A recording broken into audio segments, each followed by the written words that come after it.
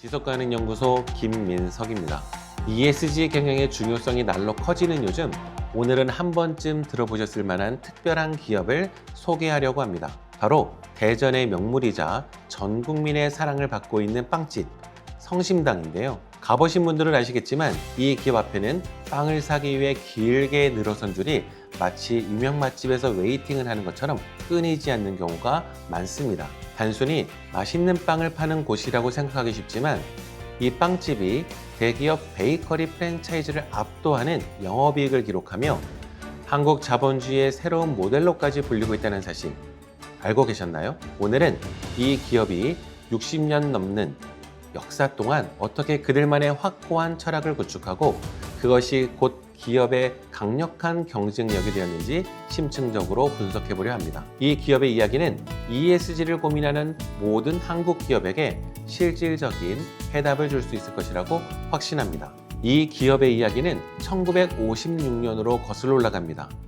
창업자 임기수님은 흥남 철수작전 당시 월남에서 경상도 일대, 그중에서 진해를 거쳐 가족과 함께 대전에 정착했습니다. 당시 구호품으로 받은 밀가루 2포대를 생계를 위해 빵을 만드는 데 사용했는데 여기서 그치지 않고 어려운 이웃과 나누는 데에서 이 기업의 역사가 시작되었습니다.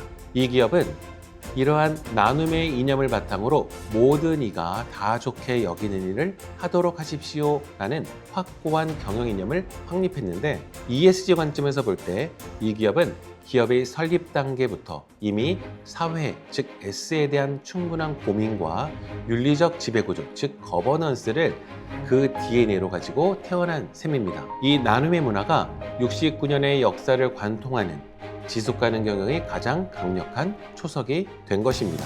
이 기업이 단순히 지역 명물을 넘어 전국구 급 인기를 얻게 된 비결은 물론 튀김소보로나 판타롱 부추빵과 같은 독특하고 맛있는 대표 메뉴 덕분이긴 합니다. 하지만 더 깊이 들여다보면 그 성공의 핵심에는 가성비 전략이 자리 잡고 있는데요. 이 기업의 빵값은 전국구 명성에도 불구하고 전반적으로 평균 수준이거나 또는 오히려 저렴한 편이기도 합니다. 예를 들어 일반적으로 2,000원에서 3,000원대인 소금빵을 이 기업에서는 1,500원에 판매하고 있는데요. 이러한 낮은 가격 정책은 단순한 마케팅 수단이 아니라 이 기업의 핵심적인 사회적 책임 활동으로 평가받고 있습니다. 이윤 극대화 대신 지역 주민 누구나 부담 없이 접근할 수 있도록 가격을 낮게 책정함으로써 대전 시민과의 장기적인 사회적 계약을 맺은 것입니다. 소비자는 이 기업을 좋은 기업으로 인식하고 강한 신뢰를 보내고 이 신뢰 자본은 금전적인 기부 이상의 강력한 충성도로 작용해서 치열한 베이커리 시장에서 이 기업이 대기업을 뛰어넘는 안정적인 수익을 창출하는 비결이 되고 있습니다. 즉, 가격 책정 자체가 이 기업의 가장 강력한 사회 책임 활동이 되는 것입니다. 이 기업의 ESG 경영에서 가장 혁신적이며 주목해야 할 부분은 바로 직원과 함께 성장하는 사회 경영 모델로서 이는 일반적인 기업의 지배 구조와 수익 배분 방식에 근본적인 의문을 제기하는 대안적인 자본주의 모델이라고 평가받고 있습니다. 이 기업의 사회 책임 경영의 백미는 바로 파격적인 직원 복지 및 이익 공유 제도입니다. 이 기업은 매장 매출이 높을 때 이 매출액의 15%를 의무적으로 직원 성과급으로 지급하는 규정을 가지고 있습니다. 이는 순이익에 따라 지급 여부가 달라지는 일반적인 기업의 보너스 문화와는 차원이 다른데 이 제도는 직원들이 회사의 성장을 곧 자신의 보상으로 직결시킨다고 느끼게 합니다. 이러한 분배 우선의 지배구조는 직원들의 장기 근속과 기술 숙련도를 높여주기도 합니다. 숙련된 직원들이 떠나지 않고 꾸준하게 고품질의 빵을 생산함으로써 고객 만족도가 상승하고 이는 다시 매출 증가로 이어져 성과급이 늘어나는 강력한 선순환 구조를 만들기 때문입니다. 결국 이 기업은 분배를 통해 성장을 이루는 분배 중심의 자본주의 대안을 실현하고 있는 것입니다. 이 기업의 인적 자본 투자 전략은 단순히 높은 급여에만 머무르지 않는데요. 이 기업은 놀랍게도 모든 빵의 레시피를 공개하고 있습니다. 이는 기술 유출을 막기 위해 핵심 정보를 극비에 붙이는 일반적인 제조 및 서비스업의 관행과는 정면으로 배치되는 파격적인 결정인데요. 레시피 공개는 직원에 대한 절대적인 신뢰를 보여주는 지배구조의 표현이기도 합니다. 직원을 단순 노동자가 아닌 회사의 지식을 공유하고 미래를 함께 만들어갈 파트너이자 지식 노동자로 대우하겠다는 철학이 담겨 있는 셈이죠. 이 높은 수준의 투명성은 직원들의 자부심을 높여주며 조직 전체의 역량을 강화합니다.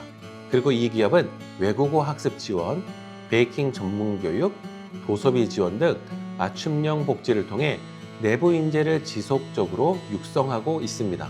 이러한 높은 수준의 처우와 신뢰는 낮은 이직률로 이어지며 이 기업이 경쟁이 치열한 베이커리 시장에서 꾸준히 품질을 유지하고 대전의 아이콘으로 자리 잡을 수 있는 근본적인 경쟁력이 된 것입니다.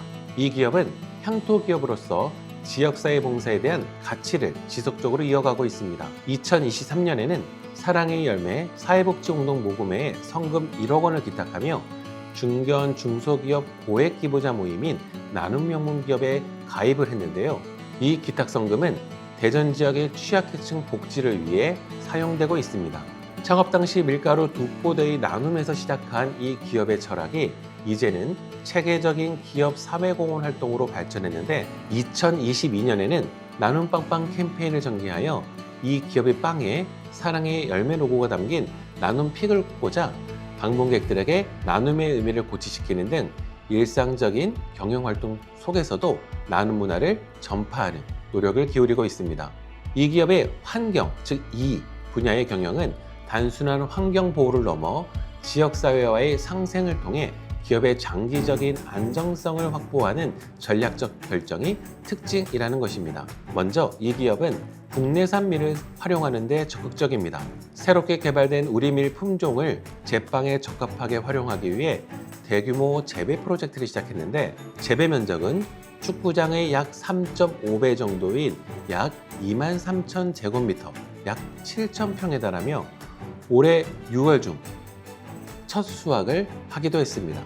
이 우리밀 프로젝트는 세 가지 측면에서 깊은 의미를 갖고 있는데요. 첫 번째, 환경적으로는 수입밀 사용을 줄여 탄소 발자국을 감소시키고 국내 농업 환경에 기여한다는 것입니다. 둘째, 사회적으로는 지역 농가에 안정적인 플로를 제공하고 농민들의 소득을 보장해서 지역 상생을 강화한다는 것이고, 셋째, 지배구조 측면에서는 글로벌 공급망 불안정이나 환율 변동에 따른 원자재 가격 급등 리스크를 내부적으로 관리하는 중요한 전략이 되기도 합니다. 즉, 환경 투자가 지역사회 발전과 경영 리스크 관리를 동시에 해결하는 통합형 로컬 ESG 모델이 된 것입니다. 이 기업은 우리밀을 재료로 이 기업의 정체성과 대전의 도시 이미지를 살린 빵과 쿠키를 개발할 계획인데요. 더 나아가 메밀과 국산 팥 재배로도 확대하고 관광객이 체류하며 경험할 수 있는 체험활동 개발까지 검토하고 있습니다. 그리고 이 기업은 빵에 대한 도구 전시, 작은 박물관, 제빵 교육 공간 등을 갖춘 복합 테마파크 조성을 꿈꾸고 있는데, 이러한 문화적 투자는 단순한 기업 확장이 아니라 대전시의 고용 창출과 경제 유발 효과를 가져오는 중요한 지역 인프라로 기능하게 될 것입니다. 이 기업이 물리적 상품인 빵을 넘어 지역의 문화적 가치와 정체성을 강화하는 문화 ESG 모델을 제시함으로써 기업이 도시 전체의 경쟁력을 높이는 역할을 수행하고 있는 것입니다.